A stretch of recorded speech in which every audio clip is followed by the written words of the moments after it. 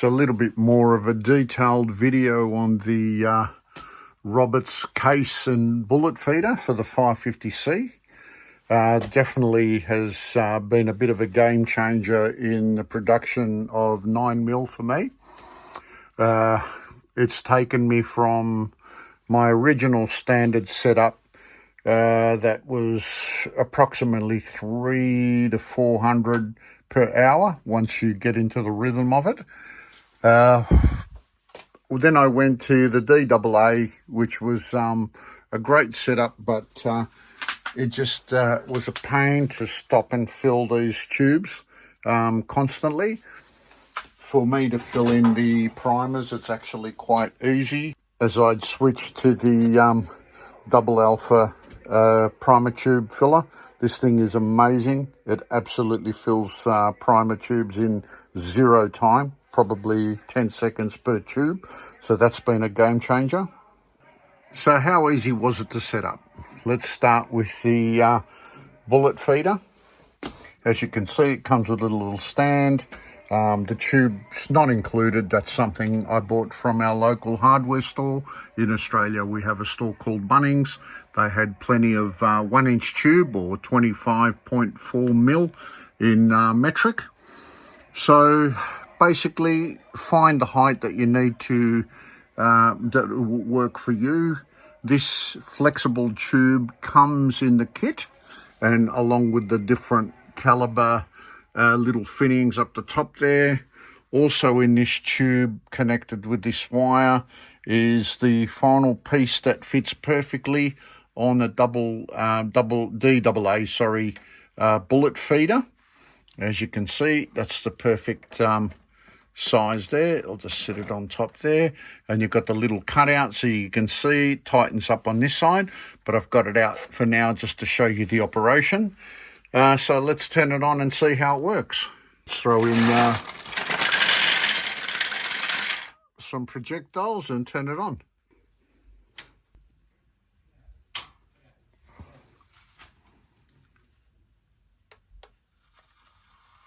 This is a speed adjustment here.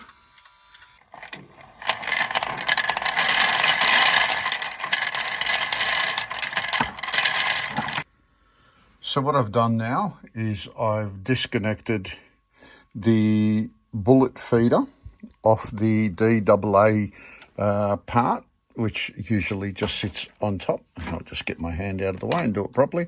So that usually sits on there. There's a little screw on this side.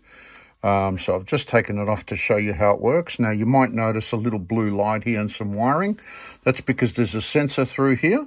Once this fills out with projectiles, the machine will stop turning and it will only resume turning once you've got projectors out of the way, which means you're using them.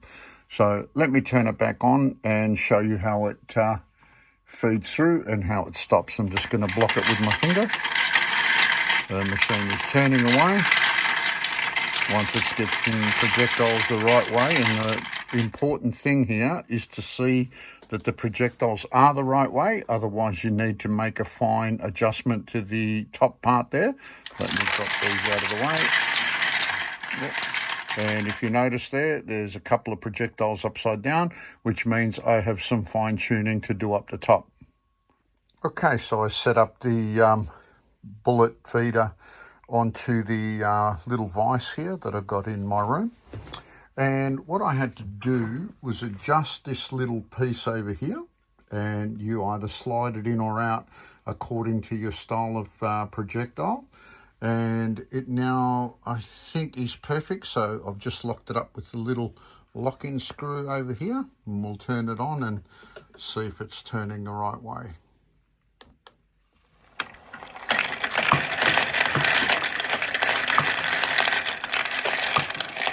So far, so good.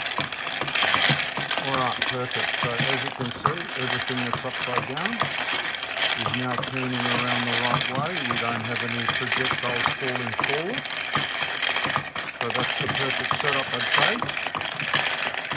Let's mount it onto the 550 and see how we go. Alright, let's give it another whirl.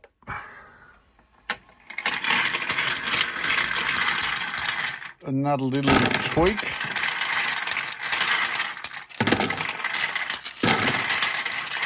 and perfect.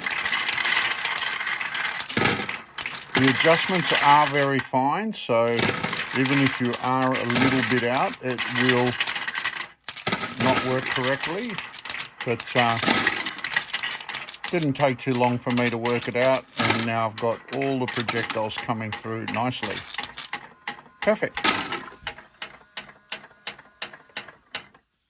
So now we're ready to refit this back onto the DAA bullet feeder. I'll just try and get around there. Nice and simple. A little screw will go on here, and we'll fix that on. Now onto the case feeder. What I had to do to make this work on my press, I assume if you're trying to fit this to a 550, you're going to have to do the same. So what I did here, as you can see, I've got a little bend in the pipe here. So it's got come forward about an inch. The mount down to the bottom now, so it's flush up against the mount. It kicks in, and what that does, it allows for this tube here to line up with the DAA case feeder over here. So the way I've set mine up is I've got it a little loose there, not too much, and that allows me to move this out of the way for two reasons. One is I can convert this back to a rifle press by removing all this stuff here, which doesn't take long. I could have this converted back to rifle in 15 minutes, and that's taking my time. Now, the reason for that as well is this is how I've got this little 14mm tube, which goes in the hole. I bring it back across to here, and to connect the two, I've got this little plastic that goes over the top, and that way it connects the two together.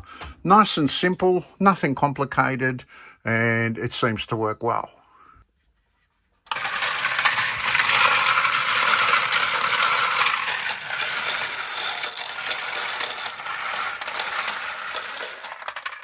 Now this, as you can hear now that it's stopped, that's because this has a sensor as well, just in here. So when it fills up and it reaches up to here, it'll stop automatically, and the minute I use the press and use a couple of cases, it'll start up again.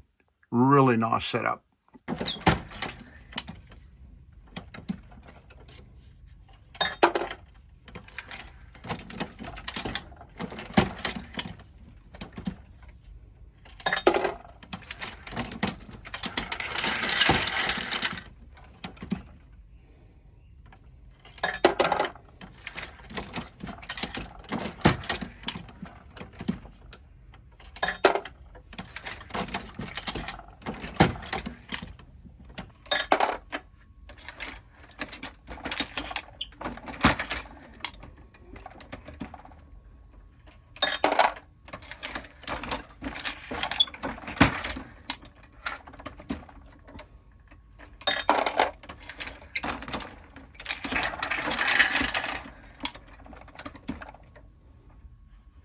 So there's my 550C now with case feeder, bullet feeder.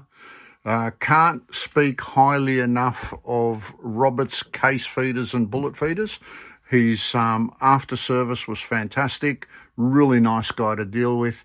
The amount of ammo now I can crank out of this thing is incredible. Incredible speeds. That was just me showing you the operation of it, nice and slow, and it's still pumping out the ammo. Look forward to seeing you on my next video.